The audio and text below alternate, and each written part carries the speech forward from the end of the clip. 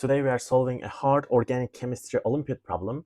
I will go through it slowly, step by step, focusing on why each transformation works, not just what to write on paper. So if you are preparing for high-level Olympiads and want to improve your organic chemistry intuition, train your chemical creativity, this is for you. Let's get started. All right, here is the problem that we are going to solve today. This is from one of the previous Russian National Olympiads. So, as you can see, this problem consists of 4 subproblems, 1, 2, and 3, and 4. So the first thing that you need to do is to confirm that there is no dependency between subproblems. So all parts of this problem is like you have some statement, some scheme, and then the problem. Again, some statement, some picture. There might be a picture, scheme, or there might not be. It's not mandatory. Then there's a problem. Again, some information, scheme, and problem. So it's kind of recurring. And the problem that they have asked you is actually only dependent on the information given prior to it. You don't have to look at the problem wholly. You can actually do it part by part. So that's why we are going to focus on the first subproblem first, then the second and third and fourth. This is what we do in the first step. We first confirm that there is no dependency. Since we can confirm it, we can start with subproblem 1. So let's start reading. One of the main methods for synthesizing terminal alkynes in modern organic chemistry is Seyfert-Gilbert reaction. They have given the theme and the mechanism. So first thing first, it's very important for you to just understand what's going on. So what they do is they make a terminal alkyne here from the aldehyde using the reagent given. And this is the condition. So they use a strong base, THF is their solvent, tetrahydrofuran, and they use really low temperatures as their reaction conditions. They have also provided a mechanism, which is really good news. So we understand what's going on exactly and understand which atoms come from which reagent. So as you can see here, there's only one carbon, but we have introduced another carbon here. So that carbon actually comes from this. So we can actually locate the source of every atom in the product by looking at the mechanism. So there's a disadvantage of this reaction, which is the use of strong base like potassium tetrodotoxide, and that leads to side reactions. So there's something going on here that disturbs the reaction and probably decreases the yield of desired compound. So first subproblem, they ask us to propose a structure for a possible side product formed from phenylacetaldehyde under the given reaction conditions. So first, what do we need to do is to convert this name into structure because we are only given a name, aldehyde. So what we need to do is to convert it to the structure. Here is the structure, as you can see, and there's a little naming convention that will be useful in the future. For example, this is actually the root name for this compound is acetaldehyde, and acetaldehyde is like this. So we are having a phenyl group. So we have to preserve this part. So if I put, for example, phenyl group here, that's something else, this phenylacetone. So I cannot do that. So in order to match with this naming convention, what I need to do is to add phenyl group from here. So this is the structure of phenylacetaldehyde. I am having acetaldehyde and I have phenyl attached to it. So the same naming convention can be used with phenylacetic acid. You probably have heard of it, phenylacetic acid. So this is acetic acid, very common organic acid. And we have phenyl acid, which means we are just replacing one of the hydrogens in CH3 group here by phenyl. So it becomes CH2 and phenyl. So this is a little naming convention that would be used in problems like this. They are not going to give you structure. Instead, they are going to give you a name and they will expect you to find the structure based on the name. Anyway, so we start with this, and as you can see, this is just an aldehyde. And it says under Seyfert-Gilbert reaction conditions. So we take a look at what are the conditions. So we have THF solvent. It's just a solvent, so we are not expecting anything crazy happening here. Minus 78 degrees, reactivity is quite low, but still we have a lot of reactions being conducted at this temperature. So it also doesn't help us. The most important part is going to be strong base. Actually, that's the reason why we are having a side reaction. They have implied that strong base is the problem here by these sentences. So we have to think about the potential reaction between phenylacetaldehyde and potassium tetrodotoxide as a strong base. So what could happen with a strong base when you start with phenylacetaldehyde? Acidic proton abstraction. So we have to take a look at the protons which are acidic here. Not all protons are acidic here. And that's going to be this carbon, which we call as alpha, hydrogen in alpha position. So in carbonyl compounds, we use Greek letters in order to identify the carbon. So the first carbon that's attached to the carbonyl group, we call it as alpha. And hydrogens that are connected to this alpha carbon are called alpha hydrogens. So those alpha hydrogens are acidic because they form a negative charge that is stabilized by the resonance. And we will see that in the next slide. This is the aldol condensation that could happen as a result of interaction with strong base. So we have phenylacetaldehyde, and what's going to happen is alpha hydrogen will be abstracted and it will give rise to the formation of a negatively charged species. It actually has a resonance structure, which we can show it like this, where this negative charge goes here and onto oxygen. And that gives an extra stability here in compared to the carbon and hydrogen that does not have any neighboring carbonyl group. So you have O- and this, and we have phenyl group here. So because there's resonance, we are putting square brackets and our double-headed arrow just to denote that this is resonance. So This negative charge is quite stabilized by the resonance, and what's going to happen is that it's going to react with itself because it has carbon, which is electrophilic. So this negative charge here is going to attack to this carbon, which is delta positive due to electronegativity difference between carbon and oxygen, and we will end up with a structure like this. It will take a proton back from this and it will regenerate the catalyst. So this is actually an important step here. When oxygen takes proton from tet-butanol, it goes back to tet-butoxide, which can be reused as a catalyst in the next cycle. So basically, when tet-butoxide abstracts an hydrogen from alpha position, it becomes tet-butanol. And this tet-butanol can give hydrogen back to oxygen minus and become tet-butoxide again. So in this case, catalyst is regenerated. That's actually the purpose of the reagent, right? So there's a strong tendency of this compound, which we call as beta-hydroxyaldehyde, to dehydrate to form this structure. So this one we call as beta-hydroxyaldehyde because it's an aldehyde, and in beta position, this is alpha and this is beta. In beta position, we have hydroxyl group. So this is beta-hydroxyaldehyde, and it has a strong tendency for dehydration. And why do you think so? Why do you think it doesn't stop here, but it goes here as well to make this structure? There's a strong tendency towards dehydration because as a result, you get highly conjugated compounds. So there's a pi conjugation here, a double bond. So the pi conjugation means that double bond separated by a single bond. So you have a double bond and single and double bond again. So single and the whole benzyl ring that's conjugated as well. Double bond separated by single bonds here. So you obtain very highly conjugated system. So that's why this probably serves as a driving force. Now let's continue with subproblem 2. And before we move on, so I would like to say that this is not specific to the context of this reaction. This is what happens with carbonyl groups possessing alpha protons in a basic environment. Whenever you have carbonyl compounds, aldehydes or ketones, and they have hydrogens in their alpha position, and then you are putting it in a basic environment, this is a side reaction that you expect to occur. So this is also something you might take note of it, something that you might learn from this reaction if you didn't know before, so that you can have this in the back of your mind whenever you are dealing with carbonyl compounds in a basic environment. And when you need to explain why you get your yield low, because you want to carry out something else, but you end up with low yields. So this could be the potential reason, because you are using a carbonyl group possessing alpha proton in a basic environment. Now let's continue with subproblem 2. And here it says we can actually avoid appearance of side reaction if we carry out the same process in a different modification called O'Hara-Bessman modification, where we generate anion-Z, and I actually put the structure of anion-Z for you, in situ from OBR reagent. So they call this as OBR. It has a really long name. OBR means O'Hara-Bessman reagent, and they also use potassium carbonate in methanol. So this minimizes side process and allows for high yields of desired alkyne. So, and you actually don't need to carry out the reaction at minus 78 degrees. You can actually carry out just at room temperature as well. So they ask you to propose a mechanism for the formation of this anion-Z from OBR reagent. So again, it would be really easy to just visualize this in a chart, in a diagram form. We have OBR reagent, we need to get anion-Z, and we only are using potassium carbonate in methanol, probably as solvent. We are not sure about that, but this is the set of reagents we need to use in order to go from OBR to anion-Z. And obviously for this, we might need to go back and to look at the mechanism. So just to analyze the mechanism, what's going on. So in the original version, they start with this reagent, they use a strong base, which deprotonates this one, and this attacks. This is just the nucleophilic attack to carbonyl compound. You get O-, and oxygen attacks to phosphorus. This actually reminds me of Wittig reaction, where there's a bond between oxygen and phosphorus, and then this four-membered ring.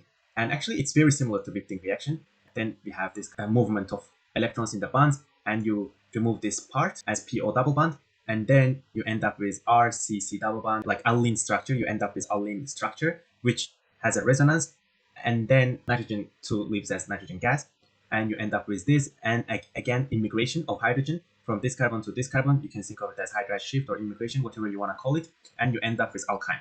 So it's really good to analyze this mechanism to see what's going on, because this will set as precedence to the solution of problem 2, because you also need to propose a mechanism, but in a slightly different form. So having this mechanism in mind, we need to find out the mechanism for formation of anion-Z from OBR reagent this time.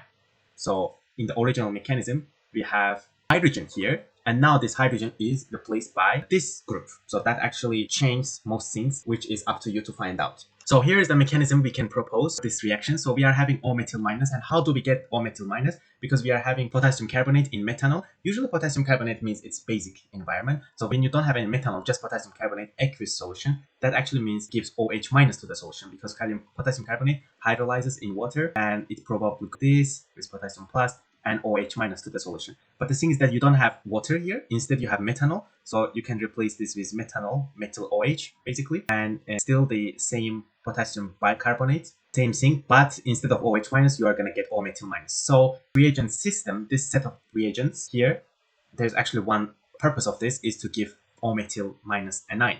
If there's no methanol and just water, it gives OH minus. So you can think of potassium carbonate as OH minus basically. If it's in aqueous solution or if it's in methanol, you can go and get some alkoxide ion. So once you get methoxide anion, it just attacks here and it goes up, and this comes back to regenerate carbonyl and this leaves. So this is very similar to nucleophilic acyl substitution. So you have some nucleophile, let's say ammonia. So you convert acyl chloride into amide. So this is called nucleophilic acyl substitution, NAS in short. So this is very similar to that. So you have a nucleophile, it attacks, it goes here, the electron pair moves on top of oxygen. And then when you regenerate carbonyl group, you get this tetrahedral intermediate. We call it tetrahedral intermediate, this one. And when it comes back, you break this bond because this bond is weak. The reason why this is weak, because as a result of this bond cleavage, you get some anion that's actually a resonance stabilized. So you can actually go all the way like this. So this makes this negative charge quite stable. So it's very similar to nucleophilic acyl substitution. And you end up replacing this whole group by O-methyl, and you get this ester as your side product. So this is the mechanism for the formation of anion Z. So you get anion Z and you don't have any side reaction. So they don't ask us, but it's really good to confirm ourselves that with this modification of Seyfert-Gilbert reaction, we don't have any side reaction of a carbonyl compound with acidic hydrogen to go and to form aldol reaction product. Because we are no longer using a strong base like terbutoxide, we are actually more than fine with using this system as our base. And this system is going to produce really weak base like O-methoxide, and this usually does not make aldol reactions. So you can think of this system like potassium carbonate, methanol, and OBR, and you can use the same carbonyl compound from problem 1, which was phenyl acetaldehyde, and you can just try to find out if there's any side reaction going on, and you will find out that no, it doesn't, because you don't have strong enough base to deprotonate this proton to make a negative charge, to make reactive itself, to get aldol reaction product, which is really undesired. You do not get that here because you are not employing any strong base, so potassium terbutoxide. So that's the clear advantage of O'Hara-Bessman modification of Seyfert-Gilbert reaction. And in situ means you are getting the anion Z, which you are going to need in your next step to react with an aldehyde within the reaction. So you don't have to prepare it separately and add it to the reaction. You just mix everything. You mix OBR and potassium carbonate and methanol. This is your medium. And you take your carbonyl, let's just say phenyl acetaldehyde itself. So what's going to happen is these three things is going to produce anion Z in situ, so within the reaction. And this anion Z is going to react with your desired aldehyde to make it into alkyne. So the idea, this is the logic behind O'Hara-Bessman modification. So we are done with the first two subproblems, and let's continue with subproblem 3. So let's read the part before the synthesis. So in 2013, Brazilian scientists, they used this modification that we have just covered. So they used this modification in order to synthesize a compound CMI977. It's a weird name, but this is the structure of that compound. So this is a promising drug candidate for the treatment of chronic asthma. And there's a cipher theme for this synthesis. And the question says provide structure formula for compound A to G. So basically every compound here.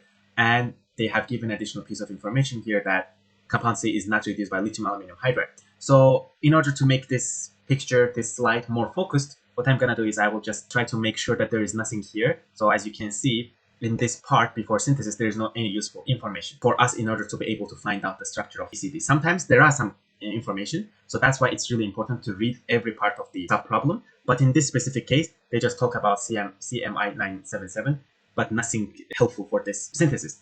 But this piece of information is absolutely crucial for us, and that the compound C is not reduced by lithium aluminum hydride. So this is actually a very important piece of information that we are going to use. So what we are going to do is we are going to focus on the synthesis only while incorporating the piece of information given here. And this is what we get, our synthesis, and the fact that compound C is not reduced by lithium aluminum hydride. So here is the part that's focused only on the synthesis with an information about compound C. So you can pause here, try to do it yourself, then continue and compare your answers and see my explanation for each step. So let's try to decode the synthesis by starting with the implications about the reagents or set of reagents. And let's try to guess the identity of Seyfert compounds, what functional groups are present, what we are expecting here. And as you can see, we are starting from this one first. And this reagent is Grignard reagent, so it's mainly used in Grignard reactions. So we might expect to be a carbonyl compound like ketone or aldehyde, so that we can attack and we can make a new carbon-carbon bond. It's very ubiquitous reaction used in making CC bonds. But at the same time, it can also be an SN2 reaction because it's a quite strong nucleophile. There's a carbon is negatively charged, magnesium is positively charged, so it can attack to electrophile. So it could be a typical SN2 reaction, back attack. Next, we have oxygen in the presence of peroxide. So this is 99% oxidation reaction. So if you have, for example, alcohol here, you might expect an aldehyde or maybe carboxylic acid. We can have some kind of oxidation here. We already know this information about C because it's already given. And then we have this OBR reagent, right? And as you can see, it's used in this case where we have an aldehyde and we use OBR reagent to form an alkyne. And so we expect D to be an aldehyde and E to be alkyne. And the next set of reagent is this system. So whenever you see some kind of nucleophile in the presence of PPH3 and some reagent like DIAD or DEAD, that refers to Mitsunobu reaction. And we expect F to be an alcohol. So you have an alcohol with an hydroxyl group, obviously, and you want to replace that OH group with incoming nucleophile. So that's how Mitsunobu reaction is being used in organic synthesis.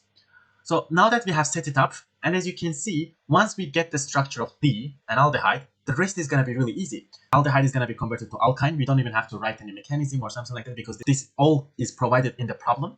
So you will have aldehyde, you will convert it to alkyne, and when you have alkyne, it's actually terminal alkyne, so they are quite acidic. Butyl is going to deprotonate, you will extend it through an SN2 reaction, 2 carbon, 1 oxygen, and then alcohol, you will convert it to something, and one step, you get your final product. So my point here is that this part is actually extremely easy. So the challenging part of the synthesis is to get to compound D. Once you get D, which is expected to be an aldehyde, the rest is going to be really easy. So what we are going to do next is we are going to try to find the structure of compound D. And here we start from structure of A, starting material to A. And as you can see, A has fluorine and also aromatic, so basically 3 functional groups.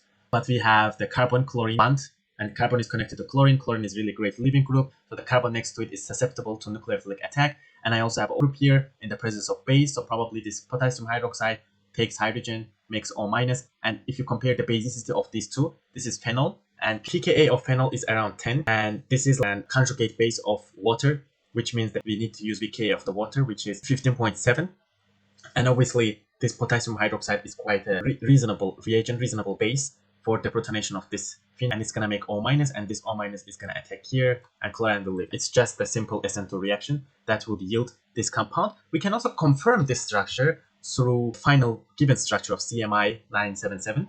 As you can see, we have this similar structure here.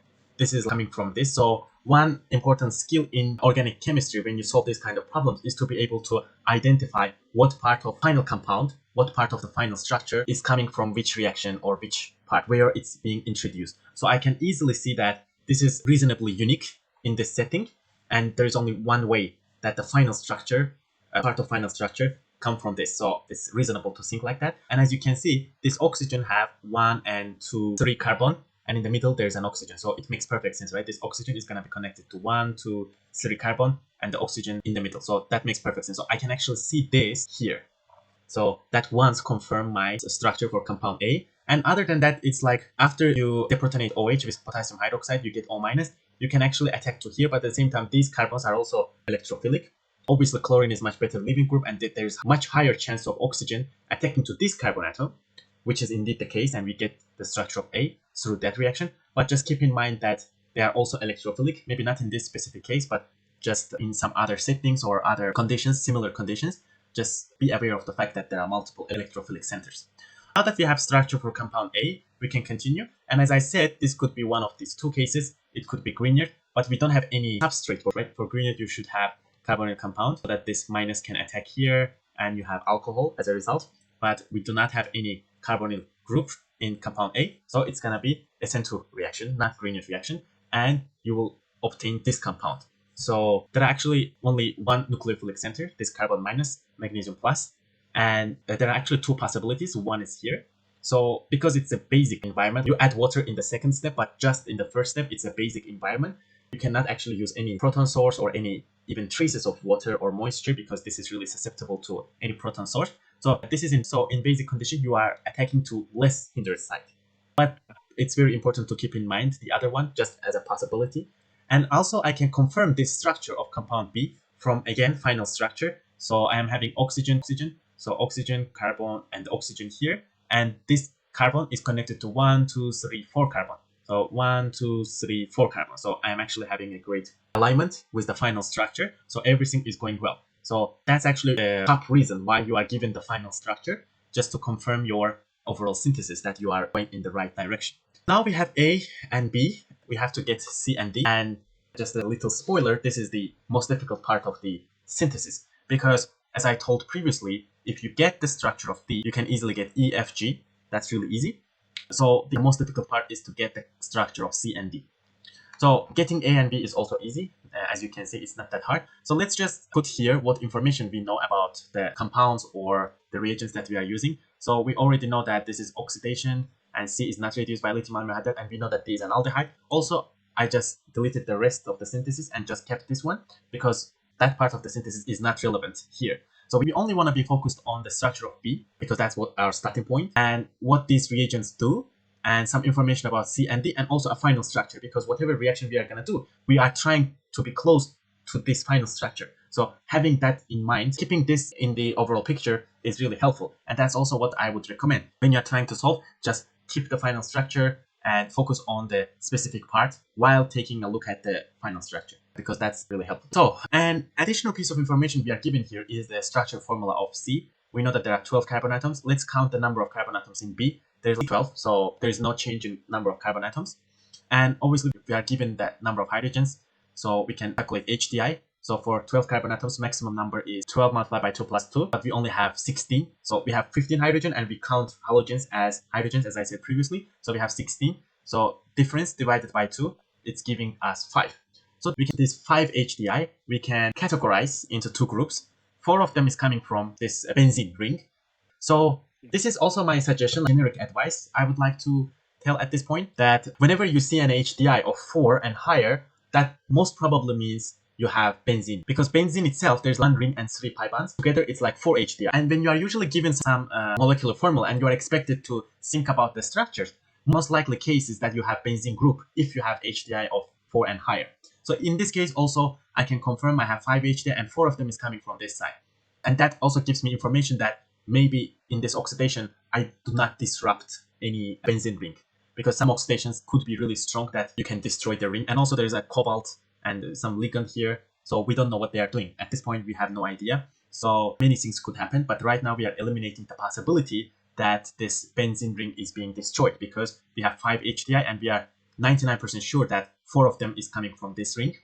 So there's 1 HDI left. So it could be a ring or a pi bond. So B itself actually has 5 HDI. So 4 is coming from here, 2 is coming from here. So, but still we are having oxidation. How is this possible, right? So maybe one idea is that the ring is being formed because there's already a pi bond, right? And there's an oxidation. So it could go to alcohol, but if it goes to alcohol, then we are actually removing pi bond, right? So we are decreasing HDI because HDI for B is also 5, right? So what do you think could happen here? Now that we did HDI calculation and we have some idea of what could happen here, let's just put those HDI information below each compound.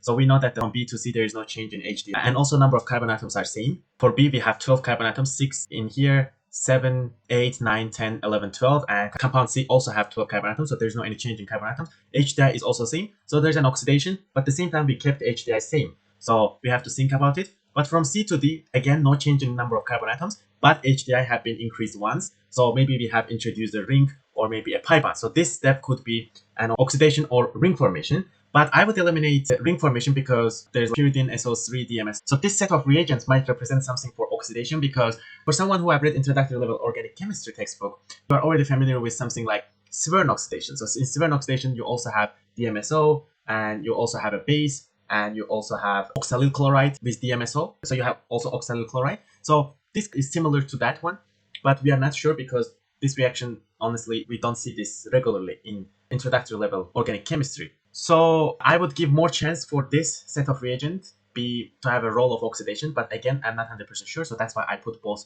possibilities.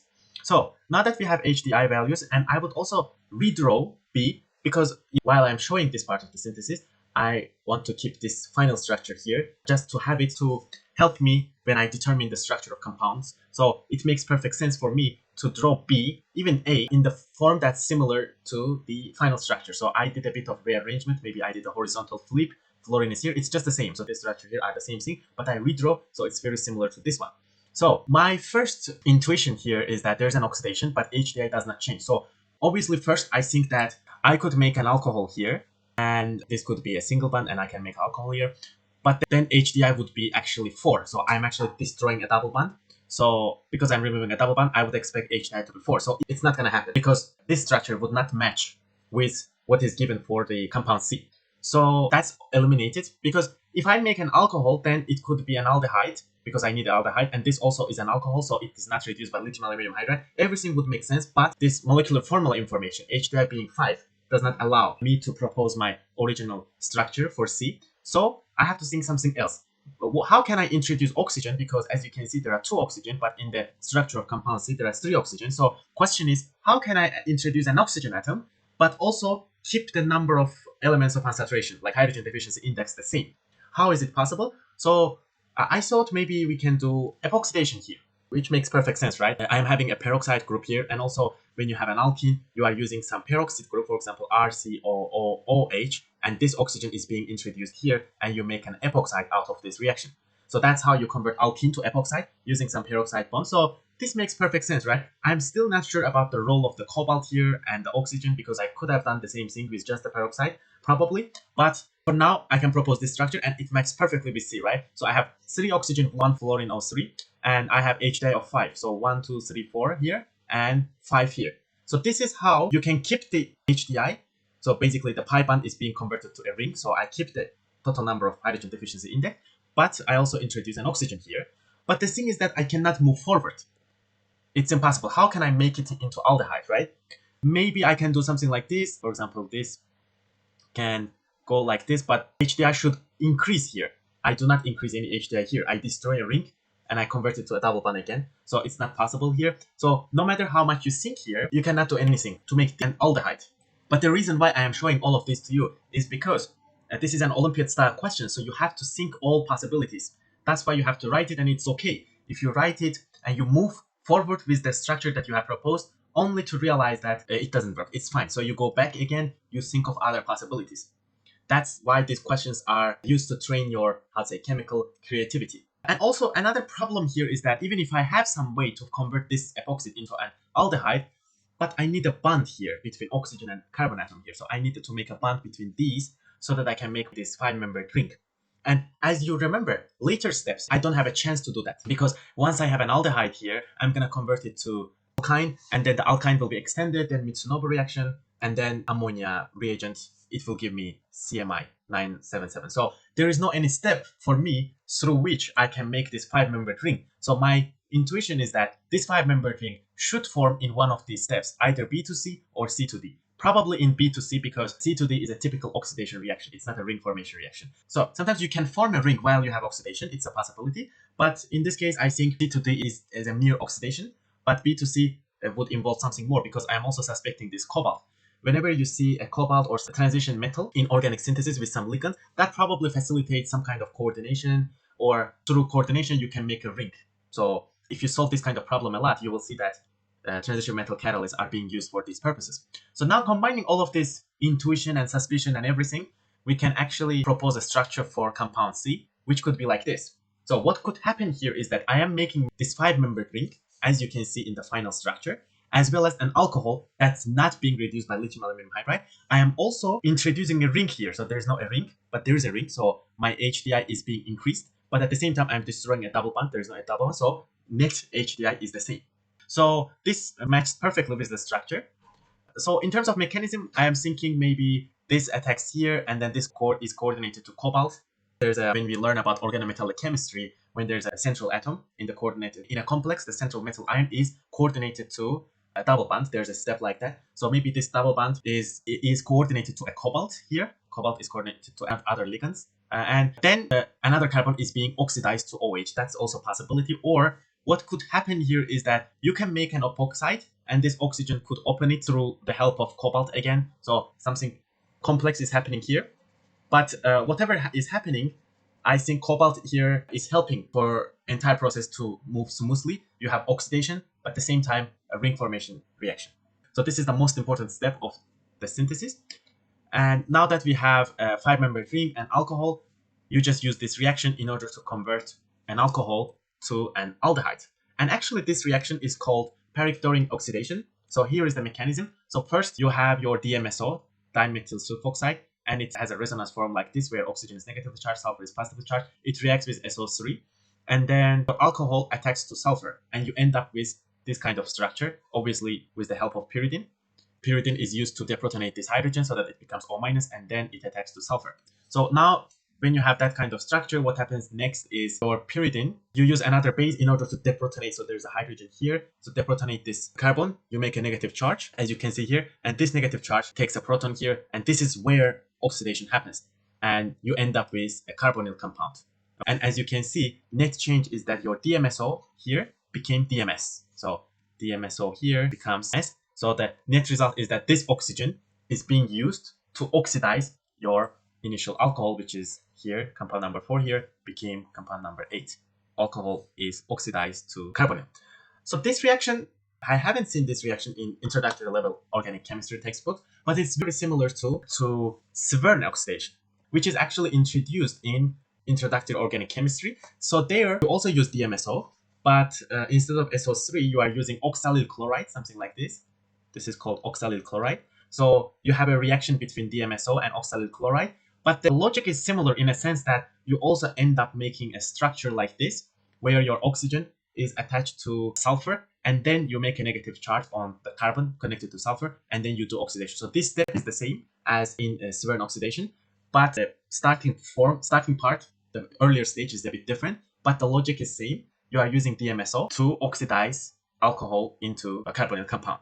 So I'm gonna use this example to reinforce my recommendation about the preparation for Olympiad chemistry in general, that no matter how many mechanisms, no matter how many named reactions, when you go to exam, you will be confronted with something that you have never seen before, or maybe very similar, but still you are not sure about the reagents, not sure about the exact mechanism. It's up to you to make sense of it using your prior knowledge. So here, I also don't expect you to know this reaction. When I first solved this question, I also didn't know this reaction as well.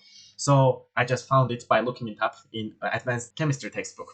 So you're not supposed to know, but it's good to know after this problem that there is some reaction out there that people are employing in order to oxidize alcohols. That's very similar to Swern oxidation. So you can take a note of this reaction. That's another reason why we are solving these problems, right? So whenever you see a reagent or a set of reagents that you haven't seen before, just take a note of it. You haven't seen that in textbook, but now you have learned it from solving some problem. So that's also one of the reasons why we are doing this past paper problem solving.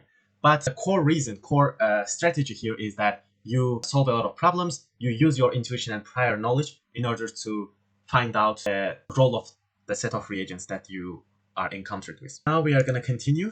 So now that we know the structure of C and D, so C is an alcohol that's not being reduced by lithium aluminum hydride, which matches with the given information. D is an aldehyde, and then as I said, the rest is going to be really easy. So this OBR reagent, it converts aldehydes into an alkyne. So you are introducing one more carbon atom here through an OBR reagent. And then this part is also easy. You have butyl lithium in very low temperature. So butyl lithium is a very strong base. So it's going to deprotonate the terminal alkyne, and you're going to have a negatively charged carbon here. So this is actually one way to make a carbon-carbon bond. So this is actually an important reaction. So you make a negative charge on this carbon atom, and then you attack it to an electrophile. Your electrophile is partial positive charged carbon. So this reaction, you are extending this chain, and also pH 7, which means a neutral, probably just water. So because when you make this reaction, your oxygen is a negatively charged, so you actually end up with this one. Then pH 7 is actually a point workup step where you make this O- into OH. So this is going to be your structure of F. And this is, next step is a Mitsunobu reaction, as I mentioned before. So you have an alcohol here. So you're going to substitute this alcohol with a nucleophile, and we use Mitsunobu reaction for that. And I'm going to show the detailed mechanism in the next slide.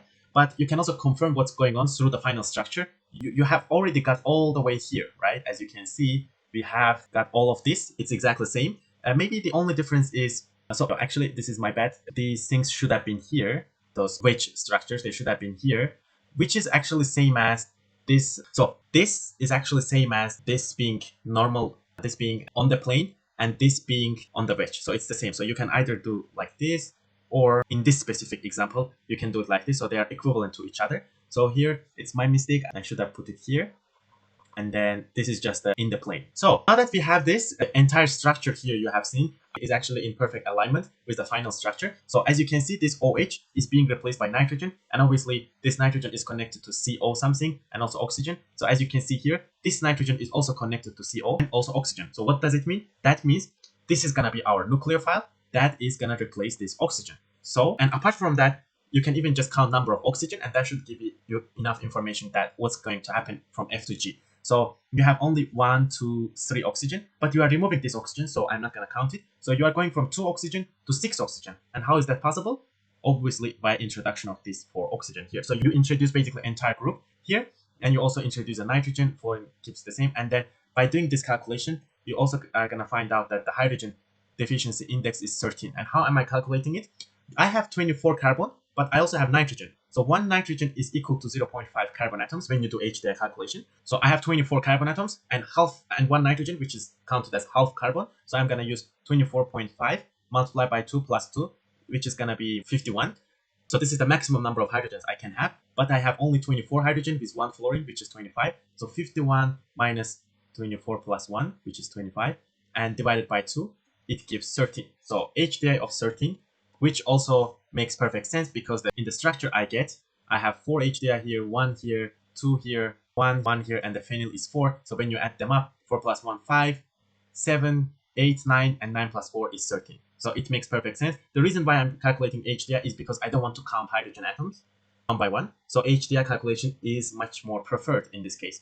So this is the structure of G. And as you can see, OH is just replaced by this group, which is this. And then you are not required to think about the last step because you already get the final structure. But let's just think of it. What happens here? So you have ammonia in the presence of methanol. So it's just a simple nucleophilic acyl substitution. So your NH3 is going to attack here. And this goes up and it comes back. O-phenyl leaves because it's better leaving group. And you end up with amide here. And you are going to use a second equivalent of NH3. And again, nucleophilic acyl substitution. It will go up, it will come back, and it will leave. And you will end up with OH. And also as a byproduct, you will have amide. And what I would like to show you is from F to G, which is a Mitsunobu reaction. So this is the general form of Mitsunobu reaction. I took it from Clayton textbook, which is an advanced level organic chemistry textbook. So you have an alcohol and you have any nucleophile. Basically, you can have any nucleophile. And in the presence of triphenylphosphine and some reagent that has nitrogen double bond. In this case, it's DEAD, but because it's diethyl azo decarboxylate. So azo decarboxylate is this part. So azo is nitrogen double bond in the middle. Carboxylate means COO, 2 COO minus. And ethyl is just these two groups here. So the IAD is diisopropyl. So it doesn't make any difference, honestly, in terms of mechanism and the final product. You just replace these groups by some other. So D becomes the IAD, or there could be others as well, depending on this alkyl group here. But the core part is this, as you will see in the mechanism, and that does not change across the reagents. So first step is actually a reaction between these two reagents. So your main substrate and the nucleophile, they don't react first. So they react with each other, and you end up with nitrogen anion here that's being stabilized by ester group. So you basically have a phosphor attacks nitrogen. That's it. And the double bond breaks and goes onto nitrogen as a negative charge. And then in the next step, this nitrogen takes hydrogen and nucleophile minus. So now you have your strong nucleophile that's not attached to hydrogen. And the next step is this oxygen is going to attack this phosphorus. And the point here is to make oxygen into better living group, because OH itself is one of the worst living groups in organic chemistry. So you want to make it into a better living group by connecting it to phosphorus, and your nucleophile is going to attack to carbon. This is going to leave, and this phosphine oxide is going to be your byproduct. So if you can see, this is actually a very simple reaction, just an SN2 reaction. Nucleophile is replacing an oxygen here, but there are few prior steps. One is making a nucleophile. The second is making an oxygen into a better living group. So this is Mitsunobu reaction. This is the generic form. You should use triphenylphosphine or any of this reagent that contains azo decarboxylate part. And by doing so, you can use a nucleophile to replace an oxygen. So we are done with the first 3 subproblems. And now we are going to continue with the last subproblem, part 4. So as you can see, this is also a synthesis. So this is again, and some information in the beginning, and then a synthesis here, and then the question that asks you to provide the structural formula for compounds HQ. So let's read this part. So another example of Seifert-Gilbert reaction usage in this modification is stereoselective synthesis of stemomamide, and it's found in this plant, and it's used in medicine. So there's nothing useful here, so we can just ignore this part. So there's no any structural information, there's no additional information for us to help in order to determine the structure. So we can ignore this. And here the problem asks, provide structure formulas, considering that compound O is bicyclic and P is tricyclic. So this is actually two important pieces of information that we can use in our synthesis, and we directly put it here. So O is bicyclic and P is tricyclic. So we have this information here, and then just usual, we are taking a look at the reagents, what they can do, and what kind of functional groups we expect before the reagent set and after the reagent set. So the first one would be actually the first reagent here, which would be used for alcohol protection. So anything that has silicon and then chlorine mostly, this is used for protection of alcohols in the presence of base. So the oxygen attacks to silicon, chlorine leaves, and base is used to deprotonate this hydrogen here. So basically you make oxygen silicon bond, and you use it in order to protect alcohols from interfering functional groups later on in the synthesis. So this is alcohol protection. It's just a simple SN2 reaction. And here it's alcohol deprotection. So whenever you have a silicon that's connected to oxygen, in order to deprotonate that alcohol, in order to take that silicon, you usually use fluorine, because silicon-fluorine bond is really strong. So you use some salt of fluorine in order to deprotect the alcohol. So we already have this alcohol protection and alcohol deprotection. And this is Severn oxidation, this set of reagents, oxalyl chloride, dimethyl sulfoxide, and in the presence of base, usually it's 3-ethylamine. These three reagents together collectively serve the purpose of oxidation, Severn oxidation. It takes primary alcohols and it oxidizes them until aldehydes. It stops at aldehydes, it does not oxidize further. So that's the specific feature of Severn oxidation. And then we see OBR reagent here. We already know this reagent is introduced as a context of this question that takes an aldehyde and makes it alkyne by introducing one more carbon atom. So we expect K to be aldehyde, which makes perfect sense, right? Because this is Severn oxidation. It's going to go from alcohol to aldehyde, and obviously this is alcohol deprotection. So we are actually talking about this part. This is going to be protected first and then deprotected in J. And then that part here, this primary alcohol, is going to be converted into an aldehyde. And then that aldehyde will be extended into an alkyne. There are some other sets of reagents, but one most important one is the Grubbs catalyst. It's used in olefin metathesis reaction. This is very important reaction, and I put actually one slide just to explain this. Whenever you see Grubbs catalyst, we know that it's olefin metathesis. By the way, olefin is another name for alkene, so you can also know this as alkene metathesis. So probably M to have something like this, two double bonds, and we are making into one structure. So two double bonds, two alkenes come together to make another alkene, basically. And as you can see from the final structure, there is some ring forming here. So anyway, we will talk more about that when we come to that part of the synthesis, but it's just the ideas now. So this is what we know. And as you can see, we start from here and we go all the way to K, L, and then this compound. Since we are given the structure of this, we can actually use this as pinpoint our total synthesis. We can actually group into two parts all the way until here and all the way from here to the final compound. The reason why we are doing this usually is because we don't want to overwhelm ourselves. We don't want to think about this M, N, O, P, Q, and while we are working on this part, because they already gave our structure here. What we need to do is to move from this to here. So this is what we are going to focus on first. And even before that, we are going to focus on all the way here, because we know that this is aldehyde. If we find this K, L is going to be really easy because we know how OBR reagent works. So let's focus on the first part to obtain K. And from K, we will easily get L. And the L will just be converted into this one, which is really easy. So let's focus on the first part. So we already know that this is alcohol deprotection and this is Severn oxidation. It's extremely easy. It is so easy that we don't even need to do HDI calculation. You can do it, but there's absolutely no necessity for that. So as I said before, this is alcohol protection and we have alcohol group here. So we are going to protect it. This is a simple SN2 reaction and it yields this one. And by the way, this group is called as TBDMS. Tert-butyl, which is this part, dimethyl, because it has two methyl group, silyl, and then chloride. So originally it's TBDMS or TBDMS chloride. This is the original compound. And then OH, oxygen attacks here, and chlorine leaves.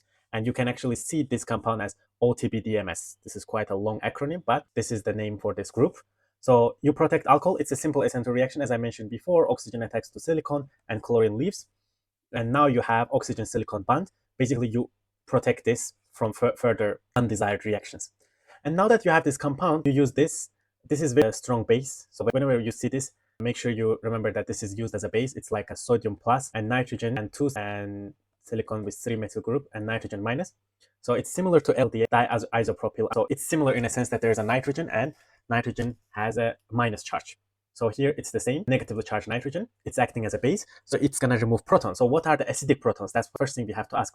This proton is the most acidic one. It's amide hydrogen, because when you remove hydrogen here from here, you are forming a negative charge on nitrogen, and this can be delocalized. I'm not writing the entire structure, but I'm just telling that this is delocalized onto oxygen. So that's why amide hydrogen is quite acidic.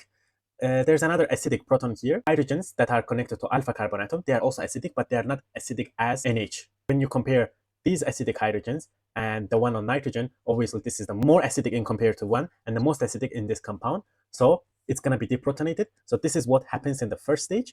And once you have negatively charged nitrogen, and it's a quite strong nucleophile, and then it's going to attack to electrophile, and the bromine will leave. So it's going to be, again, a simple SN2 reaction. And this is what you will form. Everything is same. Nitrogen is going to be connected to this group is here. And then you have alcohol deprotection. So this part, oxygen silicon part, is going to become OH again.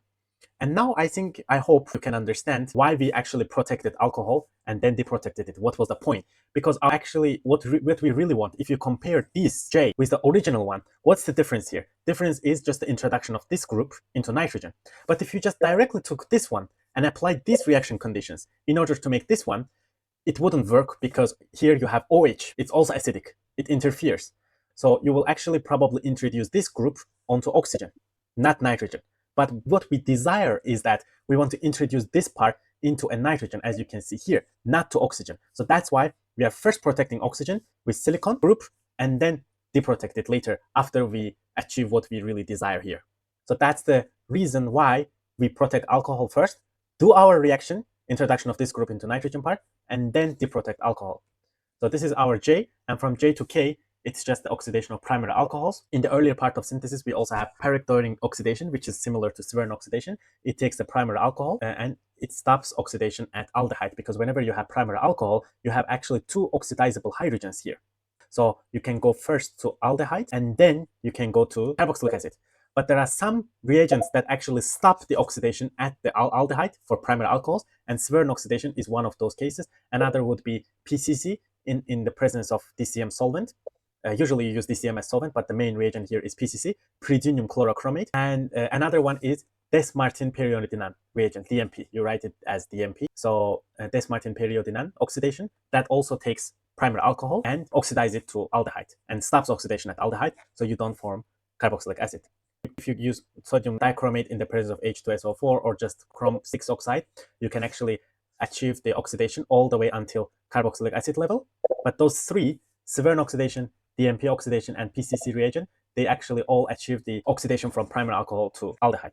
And now that we have aldehyde, we can actually go back to the original synthesis, as you can see here, and then convert it to alkyne. As you can see here, you have this carbon is this carbon, and you just introduce one more carbon from OBR reagent. Then we get our alkyne, we introduce a more carbon atom from OBR reagent, and then this is our alkyne. And then this step, honestly, we don't have to care about what's going on because we already have the product, but for the sake of understanding the full synthesis, let's just explore what's going on. So this is actually very similar to hydroboration oxidation, the first step of hydroboration oxidation, whenever you introduce a boron reagent into across carbon-carbon triple bond or carbon-carbon double bond. So what's happening here is that your boron R2 group comes from here, bor R2, and your iodine comes here, and your triple bond becomes a double bond. So actually you get this one, but with boron R2 here, and then this boron R2 is being reduced with this hydrogen from this acetic acid, and then you end up with this compound. So that's what happens basically. So you can actually think of it as hydroboration reduction instead of hydroboration oxidation. And basically alkyne becomes seen with hydrogen here and iodine here. Basically addition of hydrogen iodide across carbon-carbon triple bond using a boron reagent. This is what happens here. And then you get this reagent. Now we are going to focus on the second part of the synthesis, which starts from this compound that's already given in the synthesis, and the last final structure, which is already given. So what we need to do is to find this, and we just put back what we knew before, that this is bicyclic, tricyclic, and this is olefin metathesis. These are the things that we already labeled when we start the synthesis. So I just brought them back. What else we can do here? We are given information about molecular formula. So we can actually calculate HDI. This is 5 because we have, if you remember, we treat nitrogen as half carbon. So it's actually 13.5 multiplied by 2 plus 2 minus 19. So divide by 2, that's going to be 5. And the same idea here, it's going to give us 6. Usually when you have HDI more than 4 and higher than 4, what I mentioned last time was that it probably has benzene, if you remember, because benzene contains a ring and 3 double bonds, so it's already HDI equal to 4. So whenever you have 4 or higher, that usually means it's aromatic compound. But I don't think it's the case here because we are not going to form any benzene ring. It doesn't seem like that because as you can see, this is tricyclic. So that means there are 3 rings. So out of this HDI 6, 3 of them comes from the ring. And another 3 is probably from the pi band. You already can see here you have 1 pi band, 2 pi band here. And in the final structure, you already have 2 pi band. So these guys are unusually high, but that's probably because of combination of high number of rings and high number of pi bands, not benzene ring. But obviously, we can never be sure. Things can happen. It's just a speculation that we use, just the intuition we use in order to try to simplify the synthesis. Now that we have this compound and this reaction, we don't have any information about M, but we know that it's subject to olefin metathesis using a Grab catalyst, and then it forms something with HDI5. So let's just first, before HDI, let's just find the number of carbon atoms. So how many carbon atoms we see here? 1, 2, 3, 4, 5, 6, 7, 8, 9, 10, 11. We see 11 carbon atoms here, and we see 13 carbon atoms. So 11 here and 13 here. So basically from here to here, in total, we have plus 2 carbon atoms as net. But this compound here has already 2, 3, 4 carbon atoms here. So maybe it can add plus 4 carbons. But we add plus 4, but the net result should be plus 2. So maybe we are losing minus 2. And that's exactly what is happening when metathesis reaction, which I'm going to show in the next slide. So 2 alkenes come together, let's say, and this one, and we connect with this part. And this just leaves as ethylene, CH2, CH2. So we are actually losing these 2 carbon atoms, so which makes perfect sense. So you add plus 4 and you remove 2 carbon atoms. So the net change is that you are adding 2 carbon atoms. So that also means that we have to keep all these groups here to add it to here. And also N doesn't have any iodine. M might have iodine, but as I said, the reaction core for metathesis reaction actually includes 2 alkene coming together. So there is no any iodine involved here. So that means neither M nor N have iodine in them. And then they have NO3, which means we have N here, oxygen here, and you have 2 more. So those 2 oxygens also should come from here. So I have to install all these 4 groups here, which makes perfect sense. And this reaction actually uses palladium catalyst. So this is organometallic reaction. And specifically, it's called Negishi coupling. So you use some alkyl halide, like this one, R-iodine, and then this reagent, which is very similar to Grignard reagent. Grignard reagent is like this, and Negishi reagent is like this with zinc. So it's a zinc analog of a Grignard reagent. And you use palladium or nickel as your organometal catalyst. And what you do here is that the net result is that you actually combine this R. You make new carbon-carbon bond, which is very useful in organic synthesis. And this is the core idea behind Negishi coupling. So what are we going to do is we are going to combine this with this carbon. And zinc, bromine, iodine is going to be our byproduct, this salt. And that's why we are going to have this compound as our compound M. And I specifically put this on the left-hand side, this group looking to the left, because I'm trying to make a point here that the next reaction is going to be Grubbs catalyst. And it's going to take these 2 alkenes here, and they're going to connect it. So it's also carbon bond formation. So what we are going to do is we are going to take this carbon and this carbon, and we are going to connect them together. And CH2 here, it's going to be a byproduct. So we will form ethylene as our byproduct. And this also makes sense because as you can see in the final structure, we have 7-membered ring. So it will not be hard for you to confirm that this part is the same as this part already. We got this part from the beginning. And you have 1, 2, 3, 4, 5 carbon atoms here. And we are going to lose this one. So it's actually 4.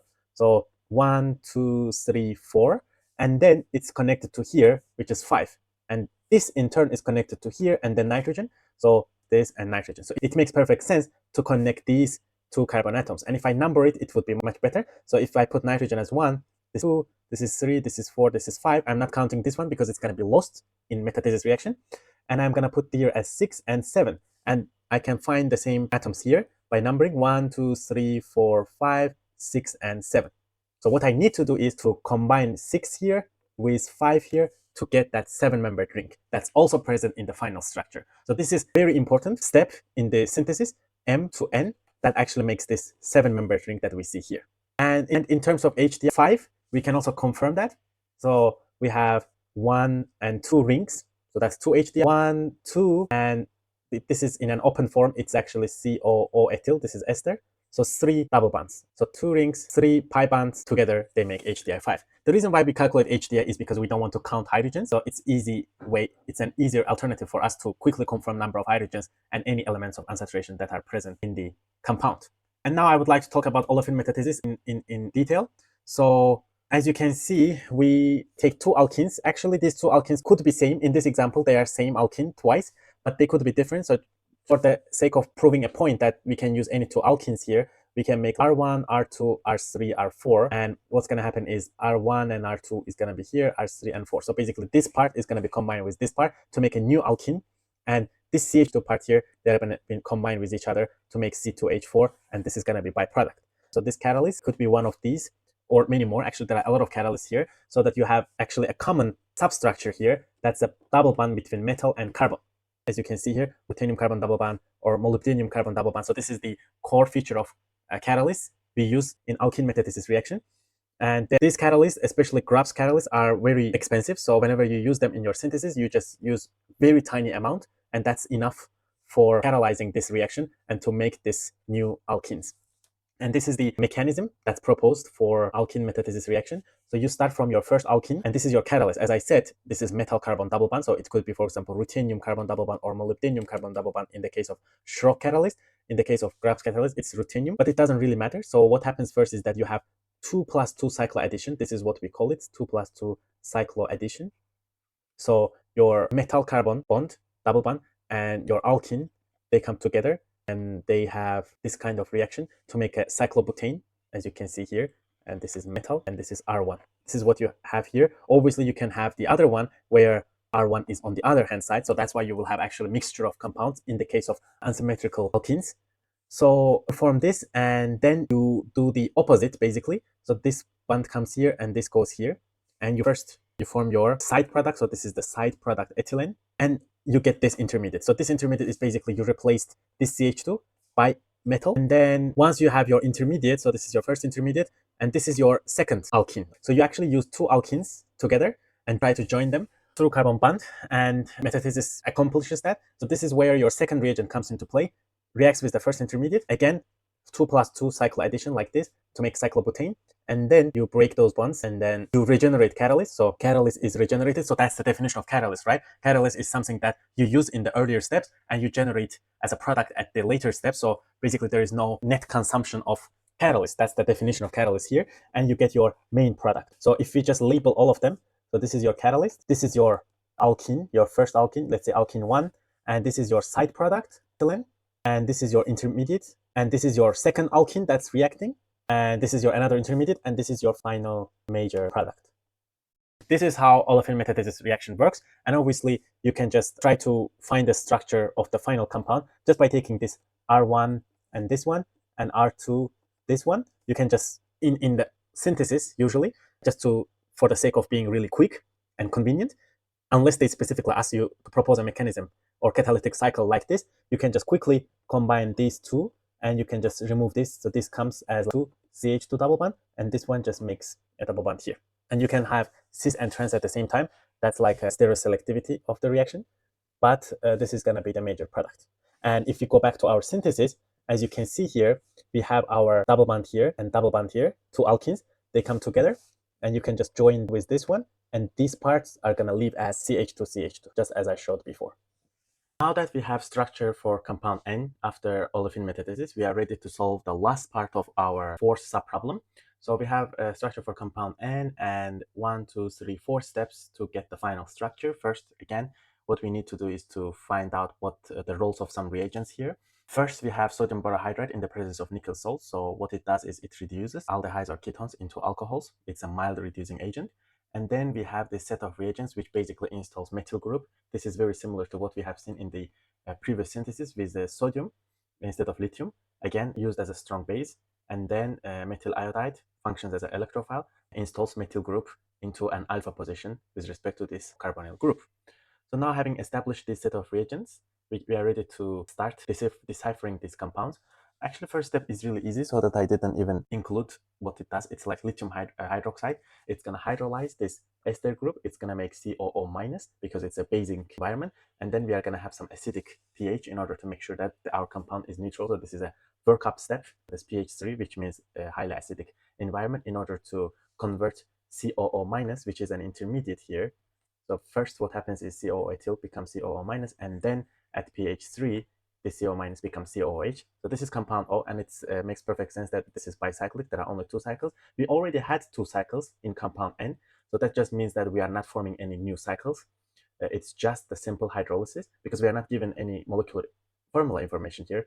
Probably authors wanted to emphasize that it's just a simple state hydrolysis reaction. That's why they put this information about compound O as it being bicyclic.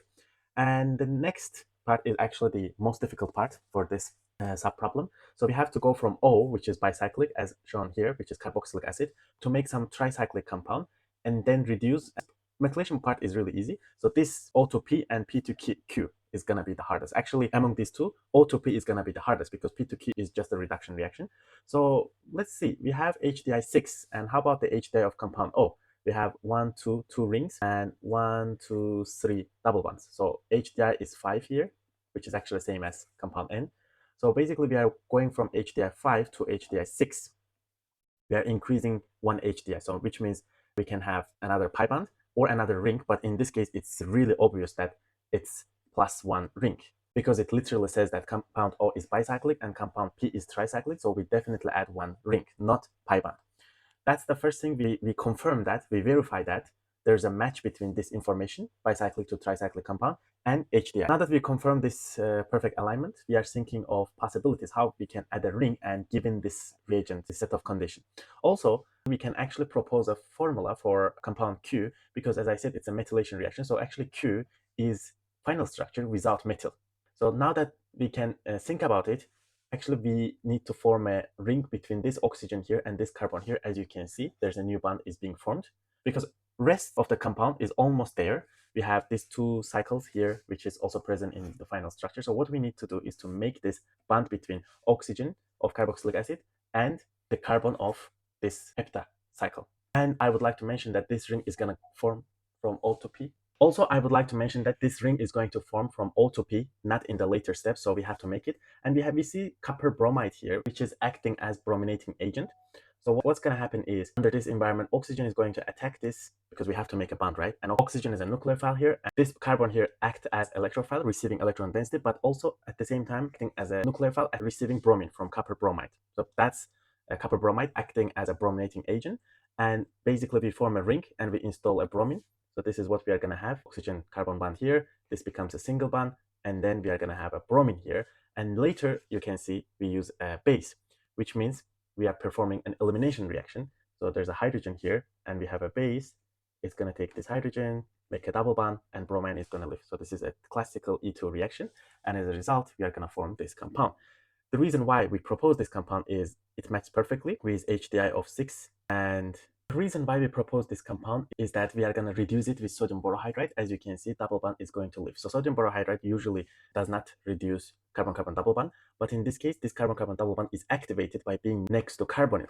So that's why it's activated. So in the presence of nickel, it actually has 1,4 reduction, not 1,2. When I say 1,2, the direct reduction of hydride attacking here and reducing this carbonyl into alcohol. But here, actually, it's not possible because it's not simple carbonyl, it's actually ester. So sodium borohydride, as I mentioned before, is a mild reducing agent. So it does not reduce carboxylic acid, esters, or amides. So it's not possible here. So it actually has this kind of 1,4 addition. So it seems like it's reducing carbon-carbon double bond, but it's actually reducing an activated carbon-carbon double bond that's conjugated to carbonyl group. And now we have this single bond here. Then this is going to act as a base. And as you know, these hydrogens are acidic. It's going to remove this proton to make a negative charge. And this negative charge is going to attack methyl to install methyl group here. Now we have deciphered all compounds and we found the structures for them that perfectly match with the given synthetic route to form final structure. Thanks for watching video. And if you would like to get free of the problem and also full solution, please see the link in the description. Thanks for your support and stay tuned for full step-by-step solutions for other interesting Olympiad problems. Thank you.